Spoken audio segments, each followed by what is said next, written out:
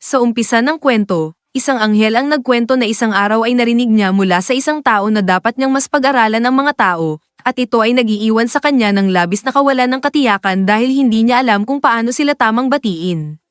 Gayunpaman, sa ibabaw ng kawalan ng katiyakan, ang napakalaking kuryosidad ay nagdadala sa anghel patungo sa puso ng isa sa mga lungsod ng mga tao, kung saan siya ay naniniwala na magkakaroon siya ng mga kahangahangang karanasan. Samantala, habang umaalis sa kanyang trabaho sa marangyang restaurant, si Tokumitsu ay pagod dahil sa mahabang oras na shift na kanyang natapos. Sa kanyang pag-uwi, siya ay nakakita ng isang kuting na kanyang inampon bilang isang bata, ngunit dahil hindi niya ito maaaring panatilihing kasama, isang kapitbahay na mahilig sa pusa ang nag-alaga sa hayop. Mukhang masyado ng huli upang isipin ito, ngunit sa kasalukuyan, maaari niyang alagaan ang kuting na ito.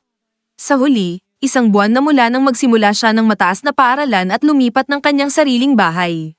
Ang kanyang apartment ay hindi ang pinakamalinis, ngunit isang araw ay aayusin niya ang lahat. Sa sandaling ito, ang kanyang tanging nais ay hindi maramdaman ang kanyang pag-iisa sa lahat ng oras. Hanggang sa bigla na lamang, isang pakpak ng anghel ay pumasok sa kanyang bahay sa pamamagitan ng bintana. Kinabukasan, ang alarm clock ang nagpapagising kay Tokumitsu, at ang kanyang katawan ay pakiramdamang napakabigat na siguradong nahawa siya ng sipon. Sa oras ng almusal, napapansin niya na ang bintana ay naiwang bukas, bagaman palagi niyang isinasara ito tuwing gabi. Ngunit agad niyang napagtanto ang dahilan sa lahat ng ito, isang hindi kilalang babae ang natutulog sa kanyang balkonahe. Naguguluhan ang binata at nagtapos na mabuhos ang kanyang gatas sa kanya, na pagkatapos magsabi ng magandang umaga sa may-ari ng bahay na parabang siya ay nakatira roon sa loob ng maraming taon, nagpa siya itong palitan ang kanyang basang damit. Samantala, nagtataka si Tokumitsu kung ang taong ito ay maaaring isang ata cosplayer na nag-eensayo ng parkour sa kanyang libreng oras, o kung ito ay maaaring bagong prank sa internet. Kaya't isinara niya ang lahat ng mga kurtina upang maiwasan ang pagkunan ng mga kamera sa apartment. Sa pagitan nito, humiling ang babae ng pahiram na damit, at si Tokumitsu ay naghanap ng tuliro sa kanyang mga aparador sa paghahanap ng isang kamiseta. Matapos makakita ng tanging malinis na blouse, humingi siya ng paumanhin dahil ito ay hindi kahit ano paman na mas pinahiram, ngunit siya naman ang nagpapatawad dahil ginamit niya ang balkonahe ng binata nang walang pahintulot, dahil wala siyang ibang lugar na pagtulugan. Pagkatapos ay ipinakilala niya ang kanyang sarili bilang si Tawa, habang sinasabi niya na ang kanyang pangalan ay Tokumitsu Shintaro. Pagkatapos ay ginamit ng babae ang unang pangalan ng binata, si Shintaro, upang ipahayag ang kanyang kasiyahan sa pagkakakilala sa isang tao na may ganitong kalinis na puso at na ito ay maaaring tanging gawain ng Diyos. Sa ganitong paraan, nagsimulang pahalagahan ng binata ang kagandahang asal at kagandahan ng estranghero, na nagnanais na pasalamatan ang lahat ng mga miyembro ng pamilya ni Shintaro. Gayunpaman, sinabi niya sa kanya na siya ay namumuhay mag-isa lamang, at na-impress si Tawa na mag-isa siyang nakatira sa mansyon na ito na may maraming bintana. Hinaharap nito, kailangan ni Shintaro na ipaliwanag na ang kwartong ito ay ang buong bahay niya, hindi ang buong gusali na may karamihang mga bagay na nakakalat sa paligid. Iniisip ni Tawa na ang apartment ay isang silid na imbakan, at ang disenyong ito ng babae ay nagpapag-isip sa may-ari ng bahay na may mali sa kanya. Bukod dito, tinatanong niya kung bakit siya natutulog sa balkonahe. Ngunit walang sagot sa tanong, naalala ng babae na kailangan niyang bayaran ng kabaitan sa paraan man. Kaya hiniling niya sa binata na sabihin sa kanya nang walang takot kung ano ang maaari niyang ibigay kapalit, habang siya ay masyadong malapit at patuloy na nag-insist na gagawin niya ang lahat sa kanyang makakaya. Nawalan ng kontrol si Shintaro at sinabi na wala siyang nais. Kaya nagsisisitawa at nangako na kahit magluto man lang para sa may-ari. Ngunit walang mga sangkap sa bahay dahil ang lalaki ay kumakain lamang ng frozen food na may Coca-Cola. Dahil dito, nagpa siya ang babae na mag-ambag ng kaunting paglilinis. Ngunit habang nagmamadali siya patungo sa balkonahe, siya ay nadapa sa isang banta ng napakakakaibang mga magasin. Swerte na hindi niya nakita kung ano ang nangyari dahil abala siyang naghihiwalay ng away ng mga pusa upang tuparin ang talata na, mahalin mo ang iyong kapwa tulad ng iyong sarili. Pagkatapos nito, naglagay si Shintaro ng mga band-aid sa mga nasugatan na daliri ng babae at sinabihan siyang magpalamig dahil minsan, ang mga pusa ay nag-aaway ngunit sila ay nagmamahalan sa mga bubong ng kapitbahayan. Nakikita ang kalinisan ng babae, nauunawaan ni Shintaro na maaaring may mga dahilan ito upang tumakas mula sa tahanan ngunit paalala sa kanya na peligroso para sa isang babae na matulog sa labas. Kaya kailangan niyang isaalang-alang na bumalik sa tahanan. Gayunpaman, Ipinaliwanag ni Tawa na siya ay nakatira sa langit, sa abode ng Diyos, at na siya ay isang anghel. Nakakatawa para kay Shintaro na marinig ang kanyang naririnig, ngunit madali niyang napagtanto na seryoso ang babae. Kaya siya ay nagulat habang sinasabi ni Tawa sa kanya na bumaba siya sa lupa sa utos ng Diyos at kumakatawan sa mga anghel sa isang misyon upang malaman ang tungkol sa mga tao. Sa gitna ng pahayag na ito, talagang nakita ni Shintaro na seryoso ito. Ngunit hindi ibig sabihin nito na siya ay naniniwala dahil sa kanyang isip, malinaw na si Tawa ay tumakas mula sa isang silid pasyalan o isa sa mga magaganda at binababae na nagtutulak ng ilang pangkalahatang kurso sa computer. Sa wakas, humiling ang kakaibang babae na makapaglakbay ng ilang araw sa bahay ng binata. Ngunit habang ang alarm clock ay nagpapabatid na may natitirang kalahating oras para sa trabaho, si Shintaro ay nagmamadali upang palabasin siya, sa hindi man lang pangako na samahan siya sa pagsakay sa bus stop. Matapos ang lahat ng kaguluhan, kumuha ng malalim na hininga si Shintaro at naniniwala siya na ginawa niya ang pinakamahusay na desisyon. Sa huling hapon, pagod na pagod ang binata dahil sa lumalalang sipon, kaya pinayagan siya ng boss na umalis ng maaga sa trabaho. Sa kanyang pag-uwi, nagtataka siya kung totoong bumalik si Tawa sa bahay, tiyak na hindi na niya ito makikita pa hanggang sa dumaan siya kay Shintaro na kasama ang isang kakaibang matandang lalaki na nag-anyaya sa kanya na pumunta sa isang hotel. Naharap sa sitwasyong ito, kumapit siya kay Tawa sa palso at inilayo siya. Ngunit kapag oras na upang magturo sa anghel tungkol sa hindi pagtitiwala sa mga estranghero, nahulog sa lupa ang binata at naglaho. Makalipas ang ilang sandali, nagising si Shintaro sa kanyang bahay, at si Tawa ay sobrang nag-alala sa tabi niya na kahit luha ng kasiyahan ay bumuhos. Sa pagkakarinig mula sa binata na mas mabuti na siya, tiningnan ni Shintaro ang paligid at napagtanto na ang babae ay naglaan ng lahat ng oras na iyon sa pag-aalaga sa kanya. At pagdating dito, nag-alok siya ng lugaw na may gatas at asukal na gawa sa natitirang tinapay, dahil hindi niya nakita ang bigas sa bahay. Masaya si Shintaro na kumain ng isang bagay na hindi pa niya kailanman natikman dati, ngunit sa parehong oras ay nahihiya ng pilitin siya ni Tawa na painumin siya. Sa huli, sumuko siya at masaya siyang kumakain ng isang napakasarap na niluto ng isang taong sobrang nag-aalala sa kanya. Matapos tamasahin ang bawat segundo ng espesyal na sandali na ito, nagpatuloy si Shintaro sa kanyang inaakalang sermon, na itinigil na niya sa kalsada, na nagbabala kay Tawa na huwag magtiwala sa mga estranghero dahil maraming masasamang tao sa mundo.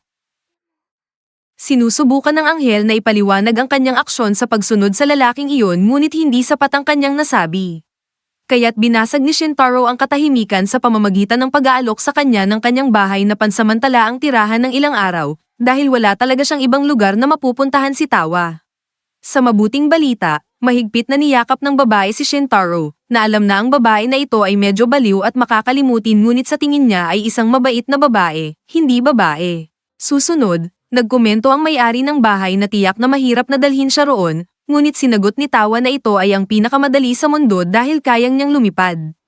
Kaya, habang gumagawa muli ng parehong mukhang hindi naniniwala ang binata, ngayong pagkakataon, kumalat siya ng kanyang mga pakpak na anghel upang walang duda na hindi siya anghel. At gayunpaman, paggising niya kinabukasan, tiyak na panaginip lang ang lahat para sa binata, hanggang sa magising ang anghel sa kanyang tabi at ibinagsak muli ang lahat ng kanyang katiyakan sa alulod. Nagtanong si Shintaro kung ano ang ginagawa niya sa kanyang kama, ngunit pinaalala sa kanya ng babae na iyon ang tanging kama sa apartment. Nakita na nga niya na talagang dinala niya ang isang anghel para makipagsapalaran, nakita ni Shintaro ang kanyang damit na unti-unting naglalaho sa kanyang balikat, kaya nagmadali siyang sabihan itong palitan ng damit para bumili ng kape sa kalye. Pagdating sa kanto ng tindahan, nakikita niya ang ilang bigas na bibilhin, habang ipinapakita ni Tawa ang isang steamed bun na bonus na pagkain para sa mga kumukuha ng ilang stickers mula sa packaging. Sa kasiglahan, ang anghel ay nagpakita ng kanyang mga pakpak sa labas, kaya kailangan ni Shintaro na ibalik siya sa tamang direksyon upang maiwasan ang gulo sa loob ng tindahan ng grocery. Pagbabalik sa bahay, humihingi siya ng paumanhin para sa di inaasahang kasiyahan at ipinaliwanag na natutunan niyang panatilihing nasa loob ang kanyang mga pakpak habang nasa lupa dahil nagbasa siya ng gabay sa buhay sa lupa para sa mga mababait na bata na interesado sa paksa. Tinanong ng tao kung ano ba talaga ang ginagawa ng mga anghel sa buhay, kaya ipinaliwanag ni Tawa na sila ay nagpapahayag ng kalooban ng Diyos sa mga tao at nag-aalaga ng mga kaluluwa upang hindi sila maliga sa pagitan ng langit at lupa. Iniisip ni Shintaro na mahirap na trabaho ito dahil maraming tao sa mundo, habang tinapos ni Tawa sa pamamagitan ng pagsasabi na ang pagdadala ng kaligayahan sa mga tao ay isang paglilingkod din ng anghel. Gayunpaman, nang tanungin ng lalaki kung ano ang ginagawa ng mga anghel upang lumikha ng kaligayahan na ito, napagtanto ni Tawa na hindi pa niya ito natuklasan, ngunit pinagpapalagay niyang pinadala siya ng Diyos upang malaman ito. Mamaya, kumakagat si Tawa ng isang piraso ng steamed bun na dala niya at pangako na kakainin niya ito araw-araw kung kaya niya. Ngunit alam ni Shintaro na ang pagbili nito araw-araw sa kanto ng tindahan sa kanilang lugar ay aaksayahin lamang ang pera na ibinibigay sa kanya ng kanyang mga magulang bawat buwan. Kaya naman, nagpasya siyang simulan na niyang magluto mula ngayon. Kaya naman, inanyayahan niya si Tawa na bumili ng mga sangkap, pati na rin ang mga bagay na kailangan niya para sa pang-araw-araw na buhay tulad ng toothbrush. At muli na namang, ipinakita ng anghel na ilabas ang kanyang mga pakpak at nagpakita na siya ay magiging isang abala pa rin sa kalsada. Bago sila umalis, inilagay ni Tawa ang kanyang kamay sa noo ni Shintaro upang makita kung bumaba na ba ang lagnat, at hindi na naman niya mapigilan ang kanyang hiya. Pagdating nila sa mall, sa sobrang kasiyahan, naniniwala ang anghel na isang palasyo ito at tumakbo siya ng mas mabilis. Sinundan ni Shintaro ang bago nilang bisita at sinubukan niyang panatilihing malapit sa kanya upang bumili ng mga bagay na kailangan nito. Nag-alok ang babae na mag-floatate ng shopping basket sakaling maging mabigat ito, dahil kailangan lumabas ang kanyang mga pakpak para dito. Pagtanggi sa alok, syempre, nilagyan ni Shintaro ng ilang chopsticks ang basket, habang tila interesado si Tawa sa isang mug na may larawan ng pusa na kanyang nakita. Ngunit dahil sapat na ang mga tasa ng may-ari ng bahay, napakahiya siya na tanungin pa ito. Sa paligid nila, nahuhumaling ang mga tao sa hitsura ni Tawa na parang prinsesa, kaya't nagpa siya si Shintaro na bumili ng mga damit para hindi masyadong mapansin. Pagpasok sa tindahan, nakahinga ng maluwag ang binata dahil may pera siya upang makabili ng isang blusa o dalawa dahil sa kanyang ipinondo mula sa trabaho na kanyang ginagawa. Kaya't ipinipilit niya na si Tawa ay tumingin sa paligid at subukang isuot ang lahat ng mga modelo na kanyang pinakagusto. Nag-alok ng bagong koleksyon ng isang nagtitinda sa anghel, at siya ay nasisiyahan sa pagpili ng mga piraso na nais niyang subukan. Nang pumasok si Tawa sa fitting room, nagpapahayag ang nagtitinda na napakaganda ng girlfriend ni Shintaro, ngunit tiyak na ipinaliwanag niya na hindi iyon ang iniisip nito. Sa gitna nito, habang nagpapalit, iniisip ni Tawa na tinanggap siya ni Shintaro kahit na hindi nito lubos na kilala. Kaya't iniisip niya ng paraan upang bayaran ng kabutihan at kabaitan, dahil sinabi niya kanina na ang pagdala ng kaligayahan ay kanyang tungkulin. Kaya't lumabas siya ng fitting room na may isang kasuutan, hawak ang kamay ng binata, at pangako na gawin siyang masaya, na nagpapagawa sa lahat na palibutan na isang marriage proposal ang nangyayari.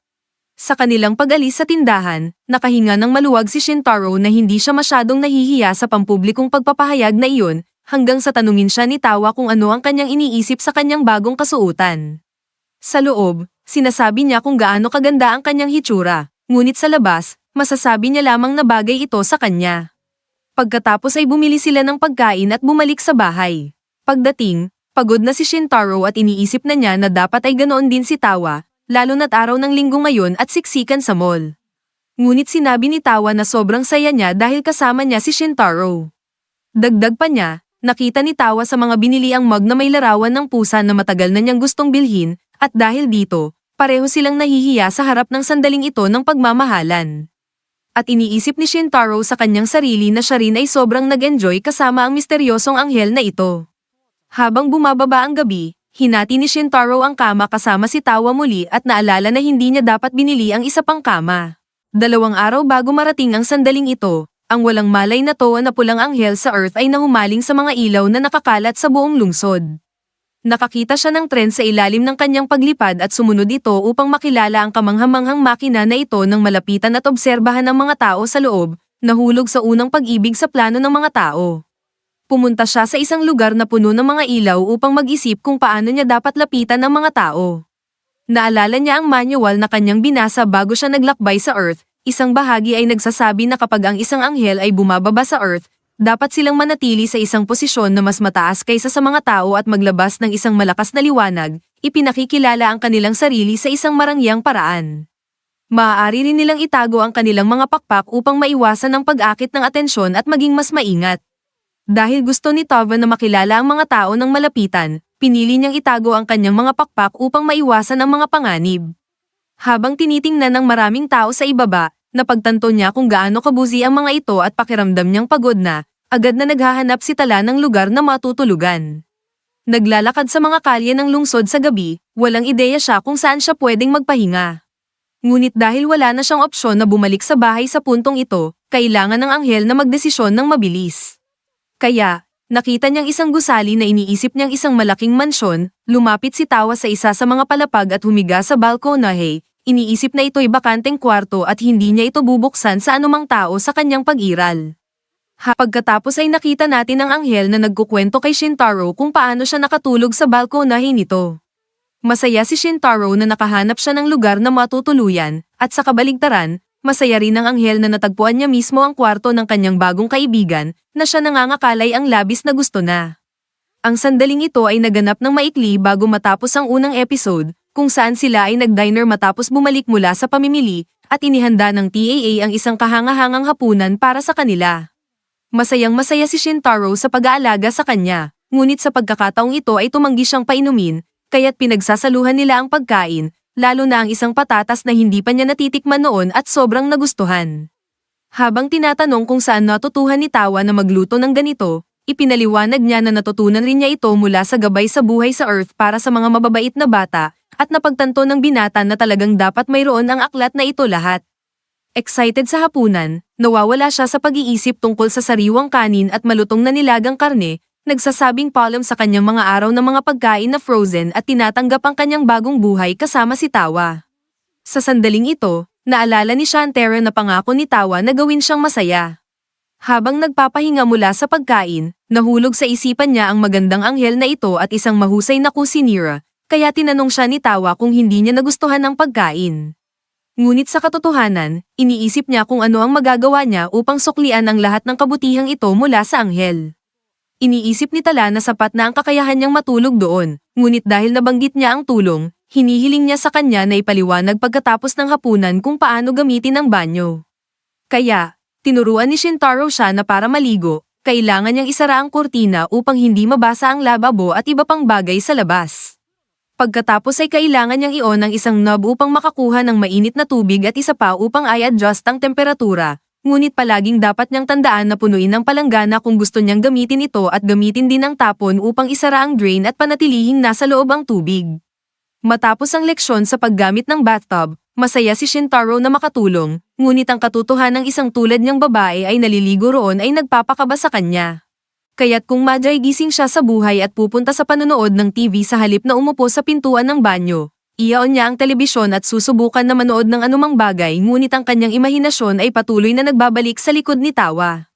Kaya't sinusubukan niyang parusahan ang kanyang sarili sa pamamagitan ng ilang self-right hooks, ngunit agad niyang natuklasan na hindi niya kayang labanan ng emosyonal na kaguluhan na kanyang naranasan.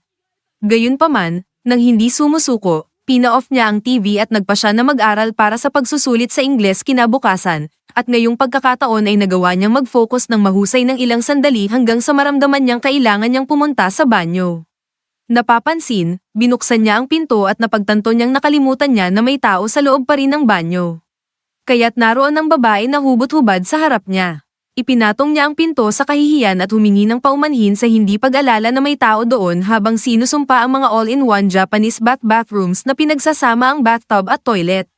Sinabi ni Tawa na pwede niyang isara ang kurtina at maghintay para sa kanya upang magamit ang toilet, ngunit nawalan ng gana siya sa paggamit ng banyo dahil sa sorpresa. Makalipas ang ilang sandali, sa wakas ay nagawa niyang gamitin ang bathtub at nagbalik tanaw na kapag ikaw ay namumuhay mag-isa, kaya't nakapasok siya sa banyo sa simula sa pamamagitan ng instinct, ngunit tila hindi rin masyadong nag-aalala si Tawa tungkol sa mga bagay na ito dahil sa lalong madaling panahon naroon na siya ulit. Bukod pa rito, iisa lamang ang kama, at ang dalawa ay natutulog na malapit sa isa't isa, at hindi makatulog si Shintaro dahil dito. Dahil dito, nagpasya siyang ang prioridad ay bumili ng isa pang kama.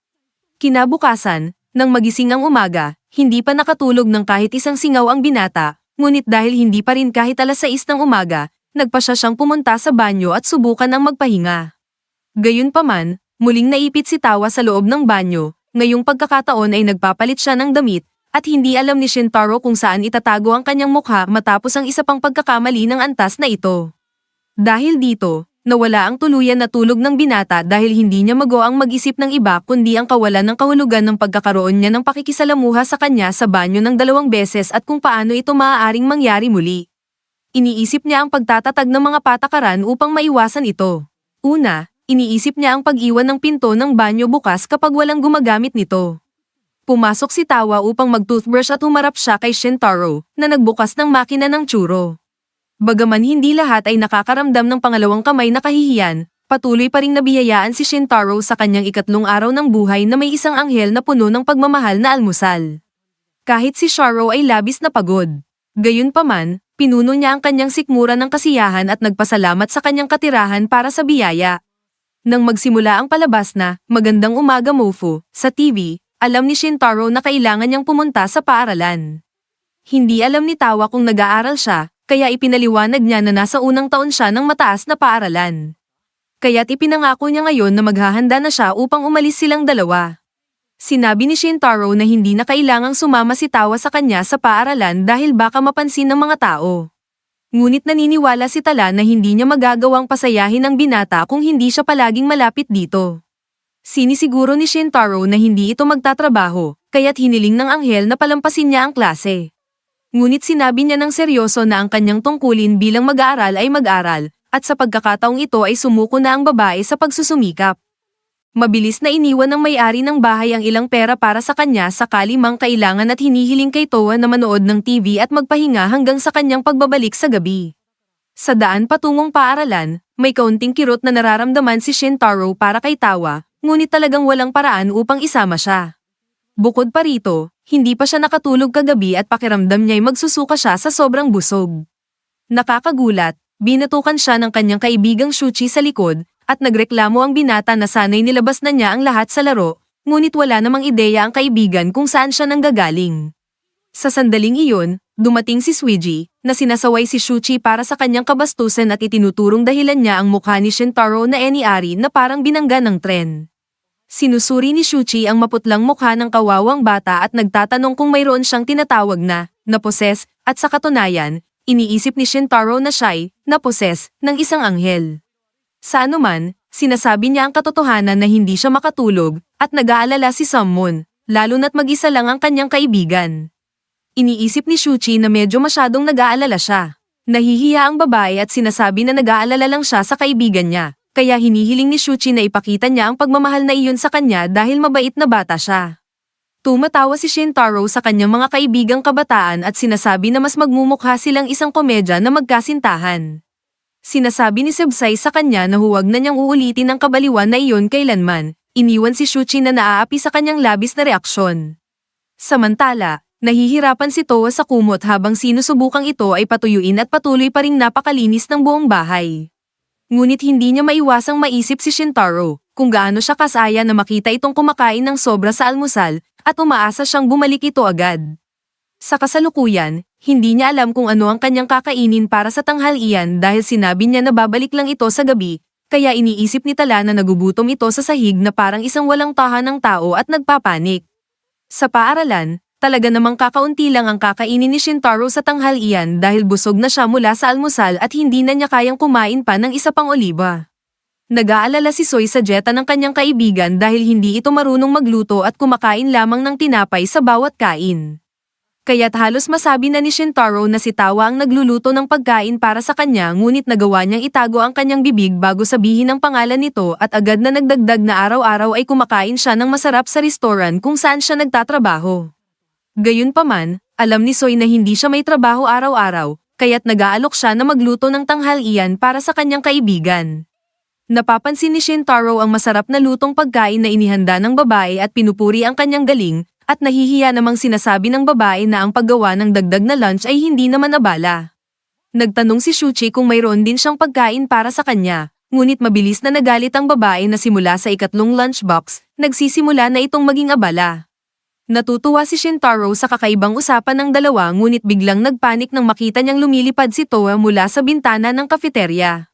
Sinubukan niyang itago ang anghel sa lahat ng paraan at sinabihan itong pumunta sa bubong, saka nagmadali pataas, nagpapanggap na nakalimutan niya ang isang mahalagang appointment. Sa paghanap sa anghel, Naaalala niya na hinihiling niya rito na huwag nang dumating at binabanggit ang mga nakalantad nitong pakpak, kaya nagsimula siyang mag-imagine ng mga ulat sa balita sa buong Japan na kumpirmadong totoo ang mga anghel. Humingi ng paumanhin si T at ipinaliwanag na nag-aalala lamang siya kung ano ang kakainin ng kanyang kaibigan ng hapon na iyon.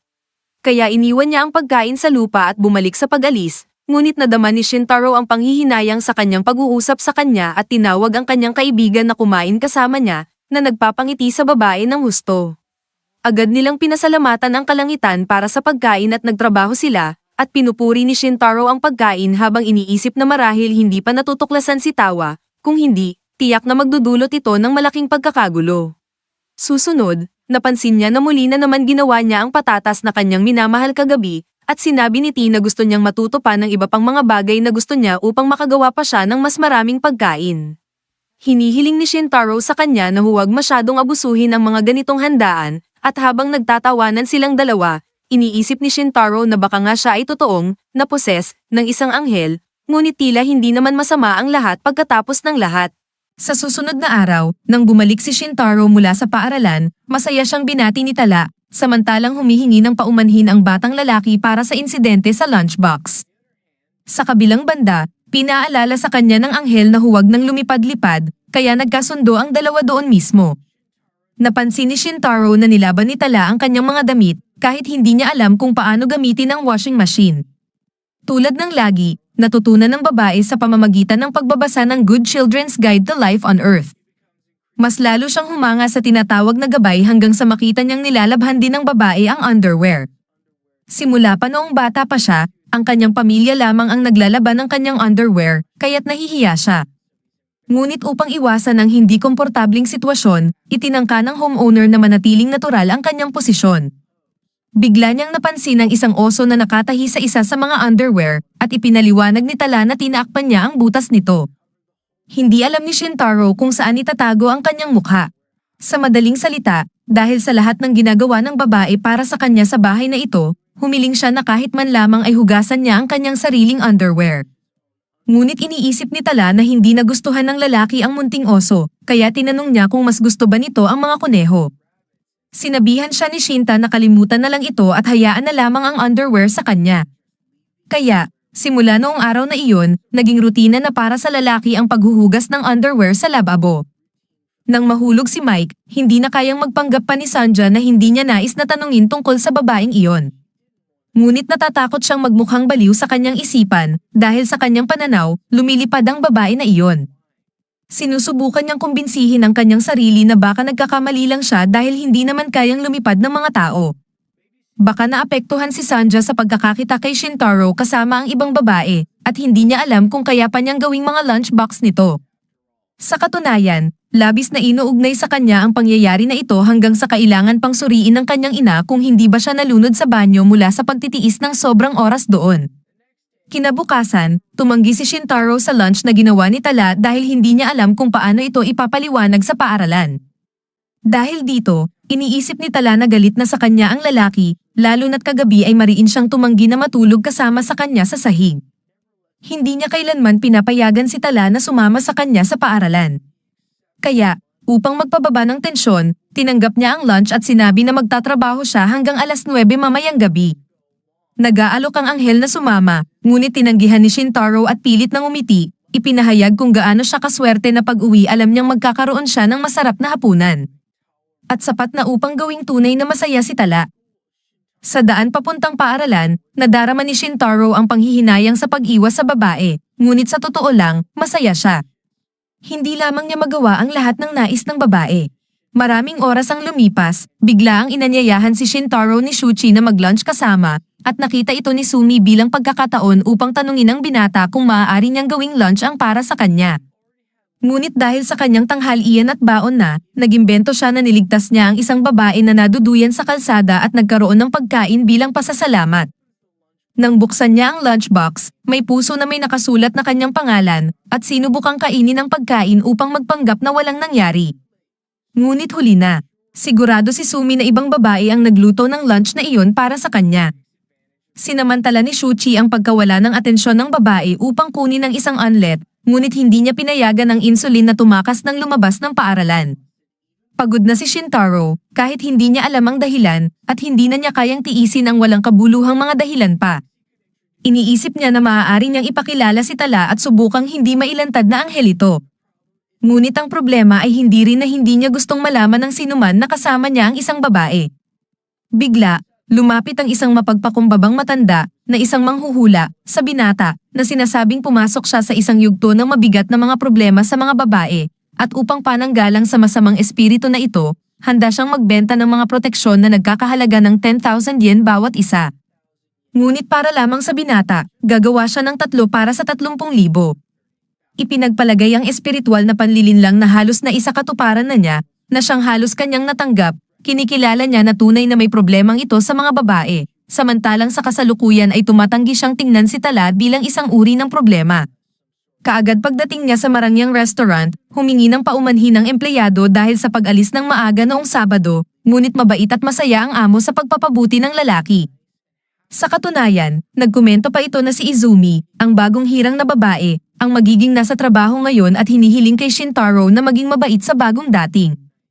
Na-curious si Shintaro kung sino nga ba ang babaeng ito, at sa mismong pagbukas niya ng unang pinto, natuklasan niyang ang babae ay tila tagahanga ng mga cherries. Ngunit habang mas maraming oras ang ginugol niya sa pag-aanalisa sa sitwasyong ito, bumati si Izumi sa lalaki at iniwan ng isang marka sa kanyang mukha na hindi malilimutan.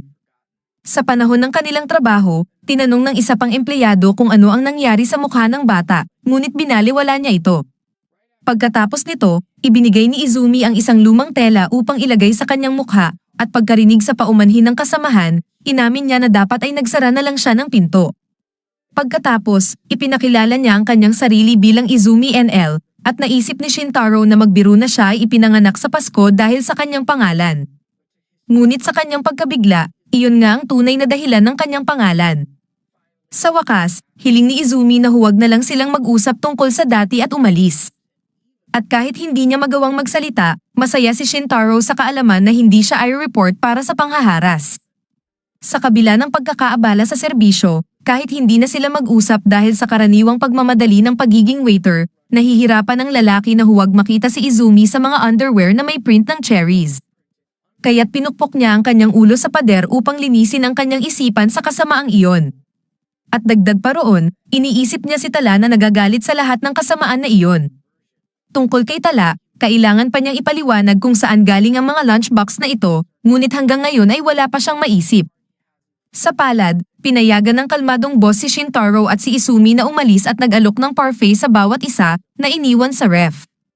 Mukhang nerbyoso ang lalaki sa presensya ng babae, kaya't nagtanong ito kung dapat siyang umalis, ngunit sinagot ni Shintaro na sa totoo lang ay pakiramdam niya medyo walang silbi siya ngayong araw. Sinabi ni Izumi na nagawa niya ng maayos ang kanyang trabaho, at kahit hindi tungkol sa trabaho ang pinag-uusapan, nagulat si Shintaro sa pagpuri ng matigas na babae na ito. Kaagad pagkatagpo nila sa mga parfaits, malas si Shintaro na ang lasa ay cherry, na agad na nagpapaalala sa kanya ng isang naunang eksena. Kaya sinubukan niyang magpanggap na okay lang siya. Gayunpaman, si Izumi mismo ang namumula tulad ng isang cherry, bagamat sinasabi niyang hindi niya iniinda kung ano ang nangyari. Gayunpaman, tila lumalala ang sitwasyon habang nagpapanggap ang dalawa na wala namang nangyayari. Para sa hindi malamang dahilan, tila umabot sa antas na nagdulot ng snowstorm sa loob ng silid. Kaya napansin ni Shintaro na nag-aalangan ang babae sa lamig. Ngunit habang lumalapit siya rito, nagsabi si Izumi ng totoo na siya ay isang Yuki ano. Bigla, nagumpisa ang lamig na kumalat sa buong restaurant, na nakaabala sa mga customer hanggang sa isa sa kanila ay humiling sa waitress na taasan ang temperatura ng hangin. Samantala, hindi gaanong nagulat si Shintaro sa pagpapatunay ng kanyang bagong kasamahan. Sa katunayan, kasama niya ang isang tunay na anghel. Ngunit bigla na lang, sinubukan niyang bawiin ang kanyang pahayag, sinasabi na siya ay nagbibiro lang at na ang paglamig ng silid ay sira lang talaga. Gayunpaman, habang lumalaki ang kanyang nerbiyos, mas nagiging malakas ang bagyo. Upang paigtingin ang kumpiyansa ng Yuki ano, sinabi ni Shintaro na hindi siya interesado kung sino siya, kaya't medyo bumaba ang kaba ni Izumi. Gayunpaman, sa labas, ang amo at ang iba pang waitress ay nagtataka kung nagkaproblema ang air conditioning. Kaya nagdesisyon sina Shintaro at Izumi na magpalit ng damit ng mabilis upang makalabas sa restaurant. Pagkatapos nilang gawin ito, tumakas sila parang nakasalalay ang buhay nila dito. At kapag sapat na ang layo na nila mula sa Marangyang restaurant, ipinakita ni Izumi ng may pagmamalaki ang mga parfait na kanyang nadala kahit na nasa gitna sila ng lahat ng kaguluhan. Kaya't pareho silang biglang tumawa ng malakas. Samantala, napansin ng amo na bumalik na sa normal ang temperatura parang walang nangyaring kakaiba. Pawis si Tala, lumalaban, tunay na pagod, at lalong minamahal ang mga kalokohang laro ng mga tao. Naging adik na ang anghel sa laro na hindi niya man lang napansin na lumilipas na ang oras. Nakita niyang lampas na ng tanghali, kaya't nagtataka siya kung ano ang nangyari kay Shintaro. Sa pagitan ng mga ito, nagwawala si Sanja, iniisip ang lunchbox ng kanyang kaklase, sinusubukang liwanagin ang misteryong ito para bagang siya si Sherlock Holmes ng emosyonal na dependensya. Upang hindi lubos na mawalan ng katinoan, nagpa siya ang batang babae na kumain ng ice cream sa kalsada upang linisin ang kanyang isipan. Sa malapit, sinisikap ni Shintaro na makipag-usap kay Izumi, ngunit tila may malalim na suliranin ang babae. Binanggit niya ang pagkabigla na pareho silang nag-aaral sa parehong paaralan, ngunit wala itong nagpapasaya sa babae. Nang madaman niya kung naniniwala nga ba talaga si Shintaro sa sinabi niya kanina tungkol sa pagiging Yuki mariin itong sinasabi ng lalaki na naniniwala siya sa bawat salita na sinabi niya nang hindi pinapakabahala si Izumi pa. Sa kalaunan, iniisip niya, tiyak mayroong mga demonyo sa mundo ng mga anghel, kaya naging mas madali na itong tanggapin ang katotohanan. Susunod, humihiling si Izumi sa kanyang kasamahan na itago ang isang bagay na sasabihin niya sa kanila lamang. Ito ay nagpapakita na ang kanyang pamilya ay mayroong Yuki sa mga henerasyon, marahil dahil sa isang jintikong isyu.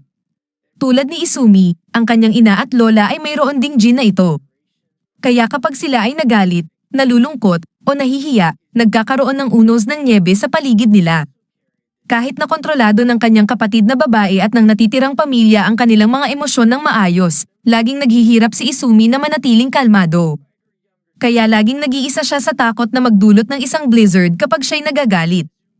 Sa paglipas ng panahon, huminto si Izumi sa pagpasok sa paaralan at palaging nag-iisa. Ngunit nang mag-umpisa siyang mag-high school, nagpa siya siyang baguhin ang kanyang buhay at magsimulang makisalamuha muli. Kapag siya'y nag-iisa sa bahay, ang rutina ni Izumi ay pagbabasa ng manga at panonood ng anime, kaya nagsimula siyang magtrabaho upang magkaroon ng pakikisalamuha sa ibang tao. Gayunpaman, at dito na siya nawawalan ng kontrol dahil may nakakita sa kanya habang nagpapalit siya ng damit, kaya marahil ay ang kanyang lugar ay naiipit sa loob ng bahay. At sa wakas, siya ay isang nawawalang kaso. Ngunit kinikilala ni Shintaro ang pagsisikap ng kanyang kasamahan na laging maglingkod sa mga customer na may ngiti sa kanyang mukha dahil kahit na karamihan sa mga tao ay gustong magbago, ilan lamang ang kumikilos upang gawin ito. Dahil dito, iniisip ni Shintaro na kahanga-hanga si Izumi, malayo sa pagiging isang walang saysay. Sa pagkarinig sa pahayag na ito, ilang luha ang bumabagsak mula kay Izumi, at ito ay ginugol ng batang lalaki na isipin na kanyang nababahala siya muli. Ngunit ang mga ito ay mga luha ng kaluwagan, kumbaga. Hindi pa kailanman nagsabi si Izumi sa sinuman sa labas ng pamilya na siya ay isang Yuki at masaya siyang tinanggap. Kaya naman, kahit hindi tiyak kung paano magsimula ng pagkakaibigan, humihingi siya ng pagiging magkaibigan kay Shintaro at tinanggap niya ito ng walang pag-aatubiling.